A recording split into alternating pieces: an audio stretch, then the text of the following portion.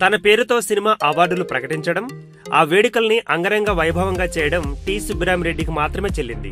విశాఖపట్నంలో జరుగుతున్న TSR awards function ను అత్యంత ఘనంగా నిర్వహిస్తున్నాడు సుబ్బిరామిరెడ్డి.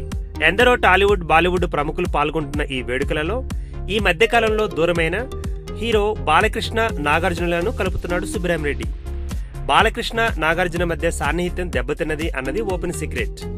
వారిద్దరి మధ్య సయోధ్య కోసం చాలా మంది ప్రయత్నించినా ప్రస్తుతం వారిద్దరూ ఒకరికొకరు ఎదురుపడటం లేదు కదా, కనీసం వారిద్దరి మధ్య పలకరింపులు కూడా లేవు. ఒక విధంగా చెప్పాలంటే వారిద్దరి మధ్య ఒక చిన్నపాటి అంతర్యుద్ధం కొనసాగుతూనే ఉందని టాక్. ఇలాంటి టైంలో ఆ ఇద్దరు ఒకే వేదికపైకి రాబోతున్నారు. టీఎస్ఆర్ అవార్డుల వేదికపై నాగ్, బాలయ్య పరస్పరం ఎదురుపడబోతున్నారు.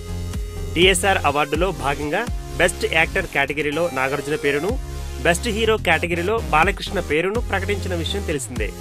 స్వయంగా సుబ్బిరామిరెడ్డి పిలిచారు కాబట్టి వీరిద్దరూ విశాఖపట్నం వస్తున్నట్టు వార్తలు వస్తున్నాయి.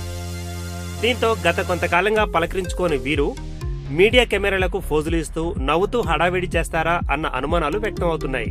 ఉత్తమ హీరోగా బాలకృష్ణ, ఇదే సంవత్సరానికి బెస్ట్ నేషనల్ స్టార్ అంటూ ప్రభాస్ కు, ఇలా ఒకేసారి అనేక మంది హీరోలకు అవార్డులు సుబ్బిరామిరెడ్డి ఇవ్వడంపై కొందరు విమర్శకులు సెటైర్లు వేస్తున్నారు. ఏది ఏమైనా బాలయ్య, నాగార్జునలను కలిపిన ఘనత సుబ్బిరామిరెడ్డికే చెందుతుంది.